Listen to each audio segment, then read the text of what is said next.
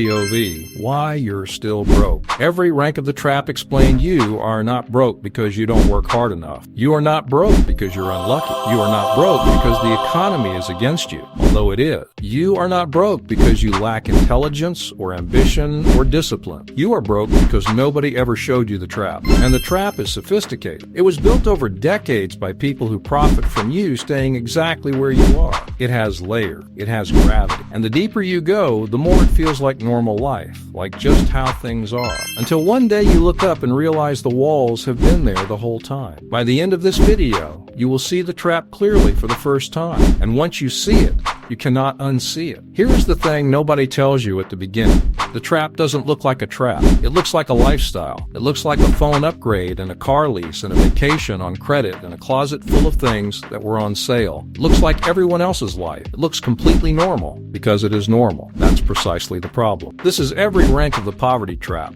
And I need you to be honest with yourself about which one you're in right now. Subscribe, because this channel exists to show you exactly what the system doesn't want you to see. You have a job, maybe a good one, maybe one that other people would look at and say, that's a solid salary.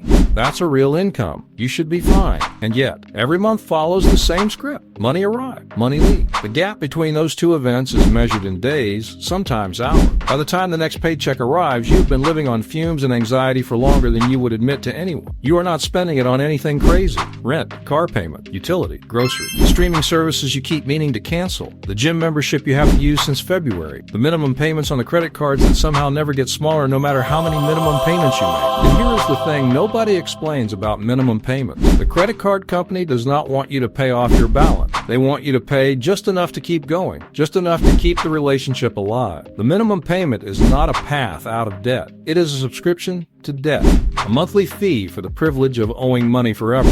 You are not managing your finances. Your finances are managing you. But here is what's actually happening beneath the surface that will change how you see this forever. You are a financial intermediary. Money flows through you, from your employer to your landlord, your car company, your bank, your various subscription services, and you are the pipe through which it travels. The pipe doesn't keep any of the water. It just moves it from one place to another and calls itself functional. You wake up, you work, you pay, you sleep, you repeat. This is rank 1. And the terrifying thing about rank 1 is that it feels like adulthood. It feels like responsibility. It feels like this is just how life works for people like you. It isn't. But you need to see rank 2 before you understand why you're not leaving rank 1. Drop it in the comment. Does this sound familiar?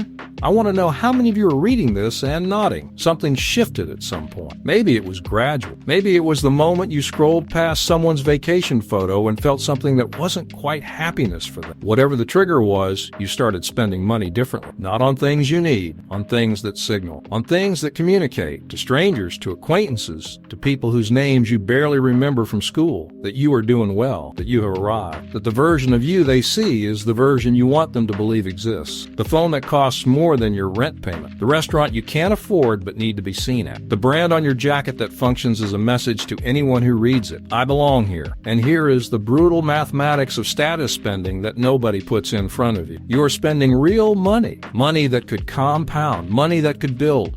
Money that could eventually work for you instead of you working for it. To purchase a feeling, not a thing, a feeling. The feeling of being perceived a certain way by people who are largely not thinking about you at all. The person who sees your new car in the parking lot thinks about it for 4 seconds. You are paying for those 4 seconds every month for the next 60 months. But wait. It gets worse. The people you are trying to impress are doing the exact same thing. They are spending money they don't have to impress people who aren't watching. Everyone in this game is performing for an audience that has already left. You are all broke together, dressed up as wealthy, scrolling each other's highlight reels, funding each other's performance with money none of you actually have. This is rank 2. And rank 2 is seductive because it delivers real feelings, real moments of satisfaction, real hits of validation that are just short enough to require another purchase to recreate. The system is not broken. It is working exactly as designed. Share this video with someone who needs to hear this right now. You have a life that works. Not spectacular. Not in the way you imagined at 22, but it works. The bills get paid, mostly. The job is stable, more or less. The apartment is fine. The relationship is okay. The routine is predictable in a way that used to feel like a problem and has gradually started to feel like safety. You have stopped moving. Not literally. You go to work. You come home. You watch things. You sleep. You do it again. But the forward motion, the financial forward motion, The building of something, the compounding of anything, has quietly stopped without you noticing exactly when. And here is the thing about stopped momentum that nobody warns you about. Stopped is not neutral. Stopped, in a financial context, is actually moving backward. Inflation is moving forward at 3 to 4% every year. The cost of everything you will eventually need, housing, healthcare, education, retirement, is compounding upward while you stand still. Standing still means falling behind. You are not treading water. You are sinking slowly enough that it doesn't feel like sinking. The comfort grave is real, and the cruelest thing about it is how comfortable it is. You are not suffering. That's the trap. Suffering would wake you up.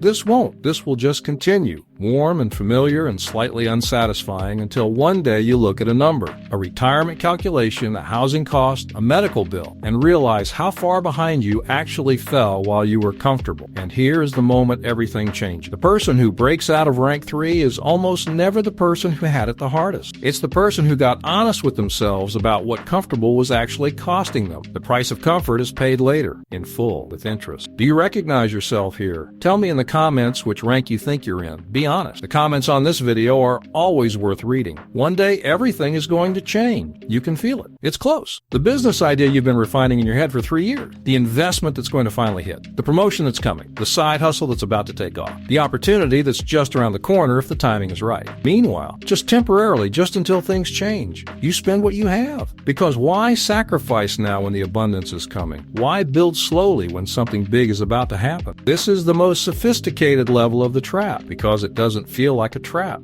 It feels like optimism, and optimism is good. Belief is good. Ambition is good. None of those things are the problem. The problem is using the idea of a future windfall to justify present consumption. The problem is treating the version of yourself who is going to have more money as a different person who will handle things differently, while the current version keeps spending as if that future self is already here. The lottery mentality doesn't require you to actually play the lottery. It just requires you to live as if you've already won. And here is the statistical reality that the lottery mentality cannot survive contact with. The business idea that stays in your head for 3 years without a single concrete step taken toward it is not a plan. It is a story you are telling yourself to make present inaction feel like future potential. The investment that's going to hit, without research, without capital, without a specific entry point, is not an investment strategy. It is a wish. Wishes don't compound. Actions. The person who retires early is almost never the person who won something big. They are the person who started small, stayed consistent, and let time do the work. They are boring to watch and almost impossible to argue with. Here's what nobody says out loud about the lottery mentality. Durberdakika, buditaya kachurma. The future self you're waiting for is being shaped right now by what the current self is doing. If the current self is waiting, the future self will still be waiting. There is no version of this story where the waiting ends without a decision being made. This is the deepest level. And the deepest level doesn't look like poverty.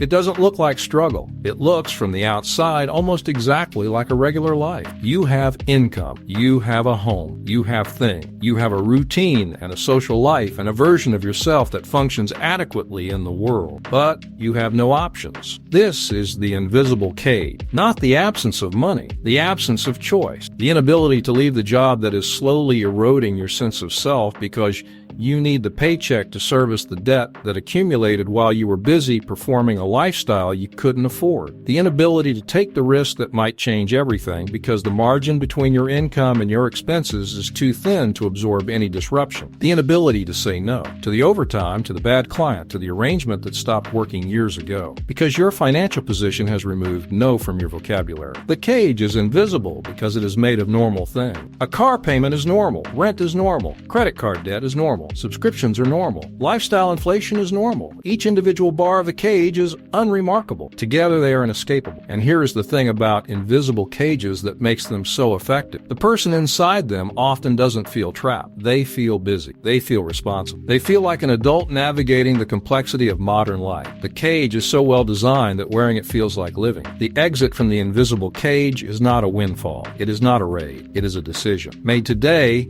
with whatever resources currently exist exist, to widen the margin between what comes in and what goes out. 1%, then 2, then 5. The cage does not open all at once. It opens one bar at a time, but it opens. And on the other side is not wealth necessarily, not luxury, not the life they sell you in advertisement. On the other side is something that cannot be purchased and rarely gets discussed. Option. The ability to choose. The quiet, radical freedom of being able to say no. That is what financial health actually looks like. Not a number in an account. A life where the decisions are yours. So, which rank are you in right now? Not which rank you want to be in. Which rank you are actually in. Drop it in the comment. No judgment. I have been in most of these ranks myself, and I suspect most of the people reading this have too. If this video made something click, like it, share it with one person who needs to hear it today, and subscribe, because next week we go somewhere else entirely. See you there.